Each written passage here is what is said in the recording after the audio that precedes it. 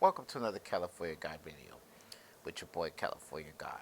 What's up, everybody? This video is going to be a Defenders Iron Fist video.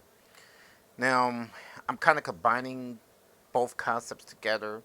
So, if anybody wants a Luke Cage review video, I could do one at some other time. And Jessica Jones, I've seen all the Netflix shows, the Marvel shows.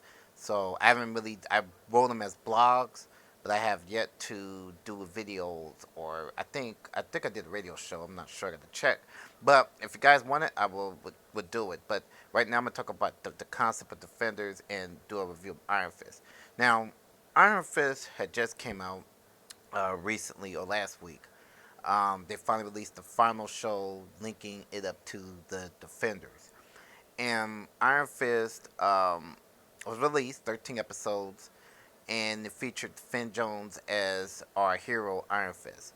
Um, the show met with bits of skepticism, and it was critically panned because a lot of the reviewers were saying it was the weakest of the Marvel cinematic Netflix TV shows.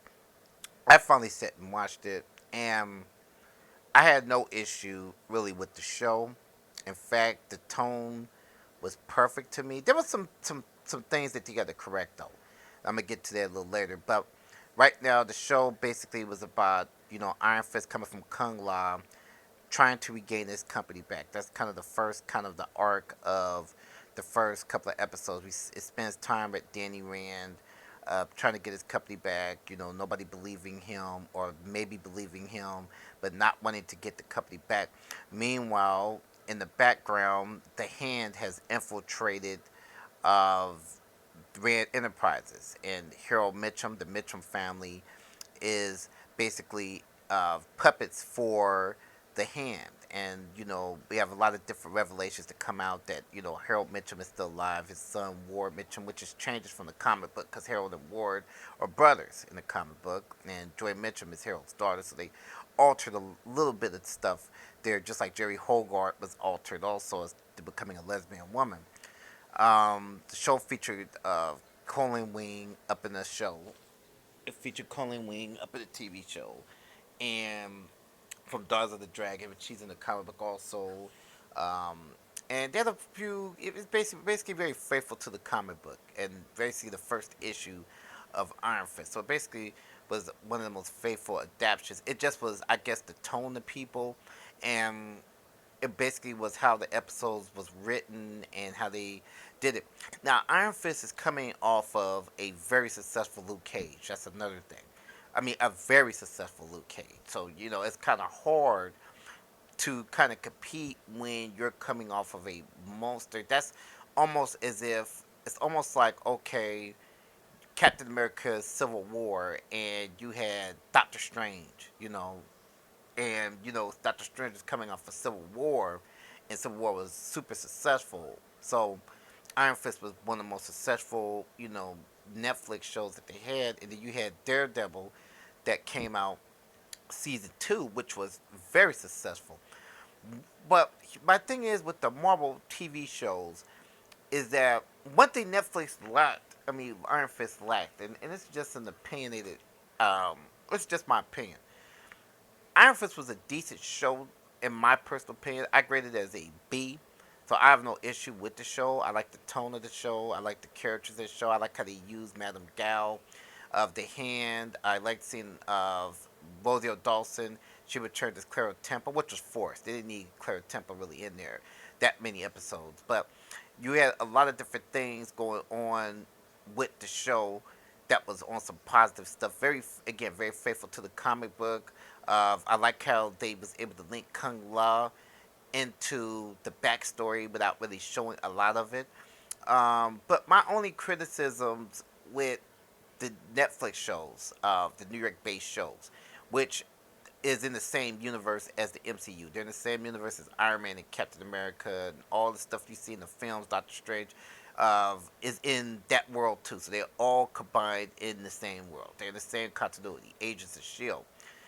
One of the problems I personally have with the Netflix shows is the show start off strong, but once they get to a certain arc, Daredevil season one was the only one that kind of stayed consistent. Daredevil one sort of stayed consistent with their story arc with Kingpin and Daredevil, so it showed Daredevil going through trials and tribulations in order to take down Wilson Fisk. That was one of the basic concepts of season one of Daredevil. Once they got to season two, and I don't know if it's a writer's thing, they managed to go strong in maybe the first. They feature up certain characters, like okay, Punisher was the big featured character in season two. They featured a Punisher in season for the first maybe 4 or 5 episodes, but once Punisher got captured, then it got weaker as time went on. Some episodes became fillers when it came to Elektra. It's like Elektra should have just been a season to herself almost, and Punisher could have just, because they was so strong with Daredevil that it basically could have went either way. Same problem, so to speak, with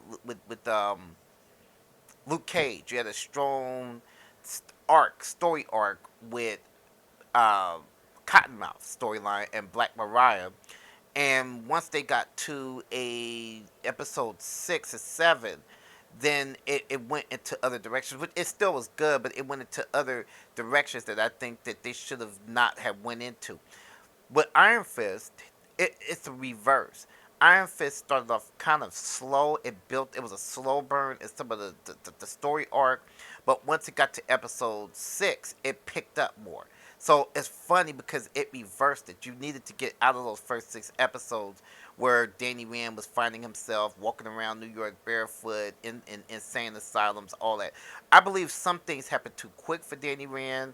Um, so, but like getting his company back, they should have stretched a little bit more, or made a much more powerful story when he got his company back. But that was the right. I think the writers back when they was making Iron Fist, back when they were making Iron Fist a couple years ago, they had trouble putting it out because Iron Fist was supposed to come out before Luke Cage. Luke Cage was technically supposed to come out this year.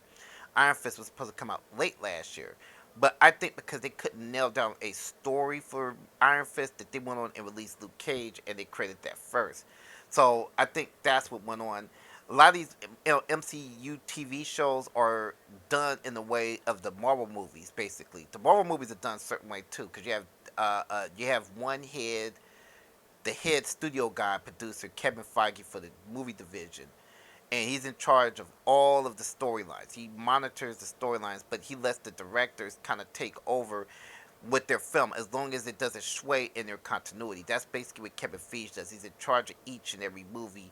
That he guides the movies going into like whatever big tempo movie they got.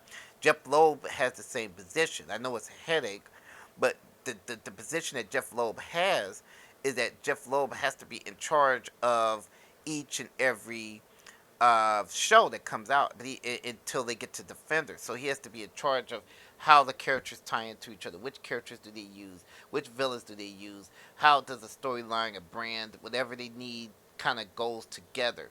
And so with the MCU TV shows, the New York shows, they tend to stay on course, but then once a writer comes into there and they have to utilize certain characters and concepts, it goes another way sometimes. And so they try to maintain the arc of the character in their storyline while maintaining the continuity. Now, the way they tie their continuity up is they use Rosario Dawson's Current Temple Night Nurse to cover, basically to be the Agent Coulson of the New York shows.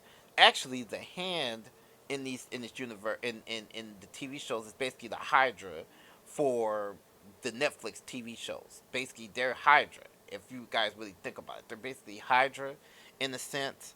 So with Iron Fist, the issue with Iron Fist, they had a good arc, but they should have included the Hand in there. I think that was where they made the mistake at. Hand should have just been. They should have waited for the Hand, and they should have created new villains for Iron Fist. But once they started to feature the Hand up in there, that's where I think they went wrong. Madame Gal was not affiliated with the Hand in Daredevil season one. Now this is fact.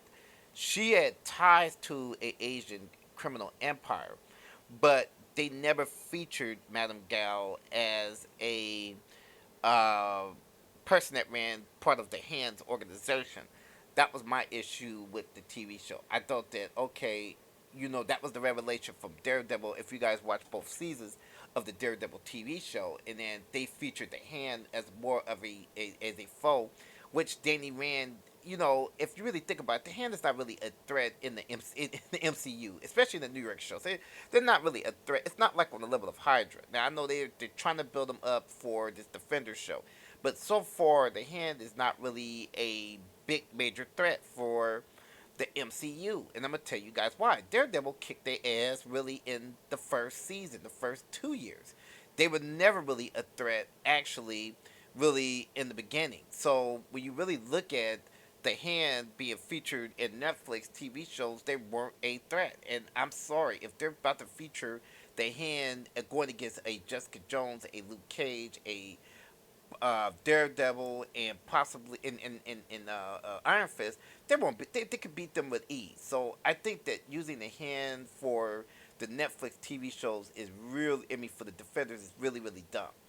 Sorry, I think that Hydra posed more of a threat, but that's where the writing is a little different for the movies, because yes, they featured Hydra in the Marvel Cinematic Universe, especially in Captain America: Winter Soldier. And I'm not counting Agents of Shield. So anybody that leaves comments at the bottom and said, "Well, they use them in Agents of Shield," I'm gonna leave that one out because I'm only gonna count the movies for now because that's what counts. A lot of people, it's optional if you want to watch the TV shows, but the way that Hydra was featured up in the films, Captain America ended the Winter. I mean, the Captain America ended Hydra really in Winter Soldier, and then going into the Avengers movie, the Age of Ultron, Hydra was crushed by Age of Ultron, which was established. It was established that Hydra was basically eliminated out of.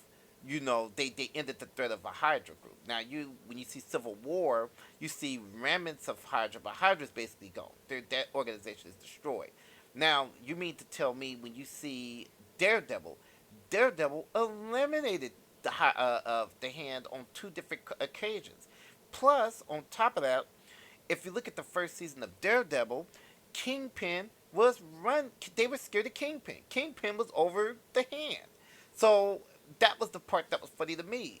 Kingpin was the crime lord of all of New York. So I just don't see where the Hand, they're trying to say now, and the way the writers are writing is that the Hand is infiltrating all these corporations. Is what a lot of fans and a lot of the writing is saying on here. And I thought that, okay, Daredevil went through them easy. So by the time you see the Hand again in Iron Fist, they tried to give it much more of a layered storyline by saying that they infiltrated organizations. You got this version of Hand, and they're playing up the fact now of bringing the dead back to life. So that's basically what they're doing with the Hand. I just think that it's crazy to feature the Hand again in Defenders. That's just my own opinion. I think it's poor writing. The second thing with Iron Fist that was basically, I think, the weak point was featuring up Harold Mitchell. Harold Mitchell, I believe, now this is just me, the first 6 episodes, if I had to write it, should have dealt with Iron Fist getting the company back and then taking Harold Mitchell out. That should have been the plot line right there. He should have just the Mitchell with the Mitchell family. They should have basically eliminated Harold Mitchell and kind of preserved his company going into the 7th episode. And then the later episodes could have featured. They could have featured the Hand. You could have shown Madame Gal. You could have ended it in maybe a bigger climax going into the Defenders, and you could have still had the same ending with Kunya being split off. You still could have ended that. But the way they did it was they mixed it all up, and I think they had some time waster in episodes, but they still were decent. But you had some filler episodes that to me just didn't go. But you could have literally showed in the first 7 episodes, and they had an opportunity just to show him because Harold Mitchum really wasn't necessary. That guy that played him, you didn't need to stretch him out. But they tried to make him into a kingpin, a a Black Mariah, a Cottonmouth, or a Diamondback, or even the way Punisher was used in or Abu. And I'm gonna tell you guys something. the weakest villains in the Netflix New York shows is basically Abu from season 2 of Daredevil and Harold Mitchum. They're the weakest characters, and the fight between Harold Mitchum was really with an Iron Fist. The last episode was perfect until it could have been better, but the way they ended the Iron Fist with that, it was like a rush thing to go into Defenders. So basically, they had an opportunity to really capitalize on a couple of things and really showing. Because when I watched the New York shows, because again, me being a fan of Marvel Comics, I've been a Marvel Comics reader for almost 21 years. I've been reading Marvel Comics for 21 years. And when I read Marvel Comics, one of the reasons why I love Marvel Comics so much was because you had different concepts in different comics. You had Spider Man that you would read. You would have Iron Man in his books. You would have the Hulk. You have Thor. Each one, but they all tied into a shared universe. Each character, Cloak and Dagger, they all tied into one big concept, and that's called the Marvel Universe.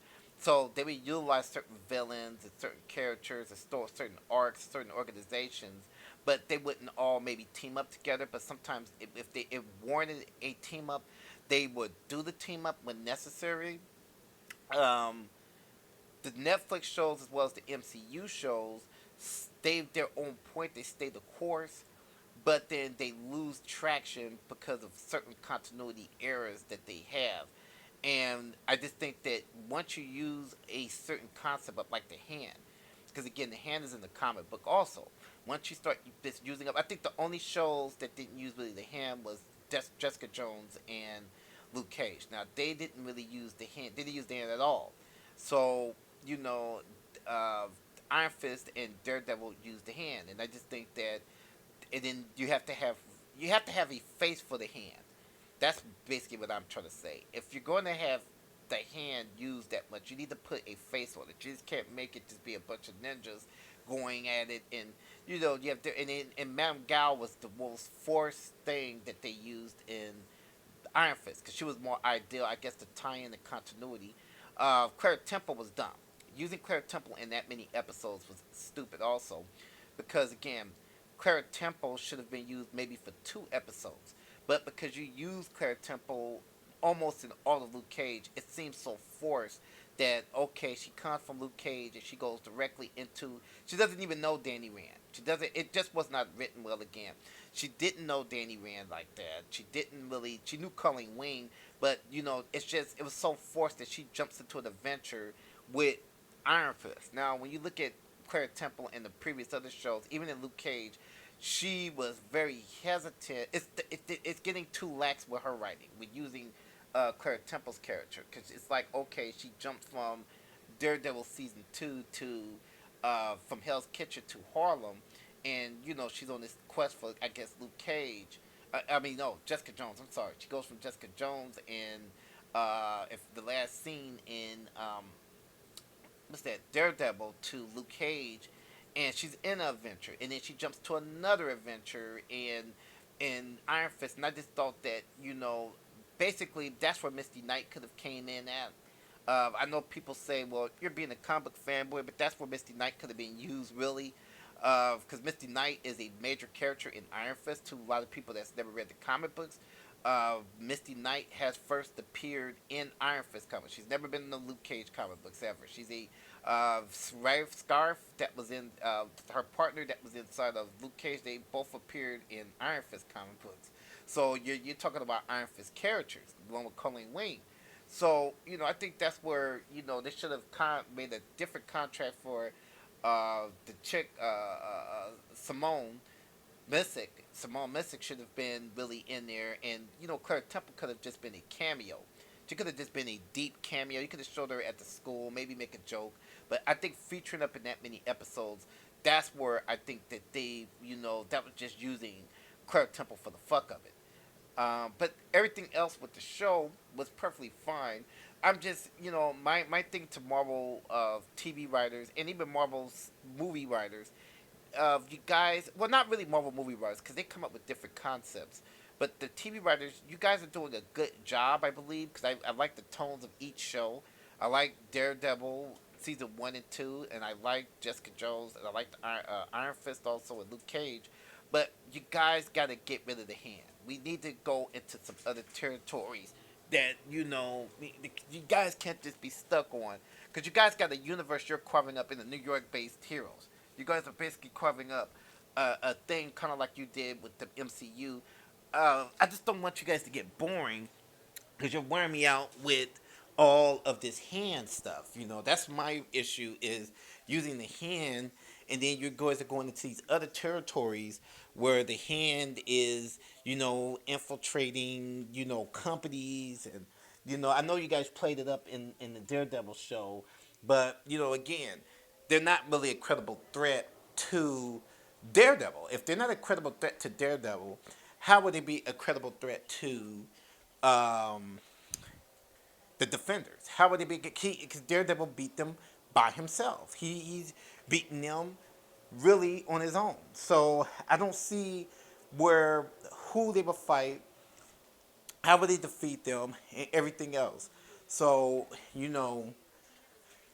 I'm waiting to see. And again, a person, if you guys are going by comic books, because again, I've read Marvel comic books for, like I said, almost 21 years. And me reading dozens of solo Marvel books, team ups, and not just Marvel, but DC too, but reading team up books and shared universe continuity, um, you know, make some threats that's credible. You could do small story arcs, maybe involving the hand, but trying to make it into bigger story arcs and putting in all the companies and the corporations and everything else. I think that's where you guys are going to bore me out. That was the same mistake that they did in Agents of Shield, TV show, was with the Hydra, because Hydra was used basically for the films. They showed Cap defeating Hydra. Uh, Agent Coulson and them, I think they bored people out with Hydra. They started to bore people out because Hydra was used basically in Winter Soldier, and then they wanted to go into other territories. So, but they knew how to get rid of Hydra when they needed to. So I just thought that maybe after Iron Fist, they shouldn't use no more Hydra, because basically, again, Iron Fist took out a portion of Hydra, I guess. But I don't know, because again, the it's so many other concepts in the MCU that you could use in Marvel Comics, especially if they're not going to use it on film. Because on film, basically on their film side, they're not going to use Hydra. They're not going to use certain things from the comic books. So the film side is basically, they're now focused in on Thanos. They're focused in on the Infinity Gauntlet. So they're not going to really use anything basically from certain low level concepts. And there's many concepts in the Marvel comic universe. A lot of concepts they can use for the big screen. There's a lot of concepts. Maybe after not give the one of only shows that were again unique was Jessica. And I know people say they don't like Jessica Jones, but Jessica Jones was the most unique one because again, Jessica Jones was like a film noir, crime noir type series. It was a thriller basically, and it didn't deal with a hand. It dealt with a threat with the Purple Man, Kilgrave, and it dealt with her evolving in the storylines in Hell. I mean, in Hell's Kitchen. So it dealt with that, and it was a wonderful story, And then Luke Cage was kind of unique in its own way because it dealt with gangsters in Harlem, and it was deep. It was entrenched in black culture, and you had Diamondback up in there. So again, that was more unique. And then they in Jessica Jones, and if fans look for this, they used conspiracy theories actually in both of those. They had certain with the chemical companies and certain companies. So it was basically Jessica Jones and Luke. If you guys look at those two story arcs, kind of go with each other. And in Daredevil, his story arc basically was the hand and maybe certain in Milan Circle with the big hole. So that played up inside of Iron Fist also. So let's speculate, people. Like and share my video. Peace out.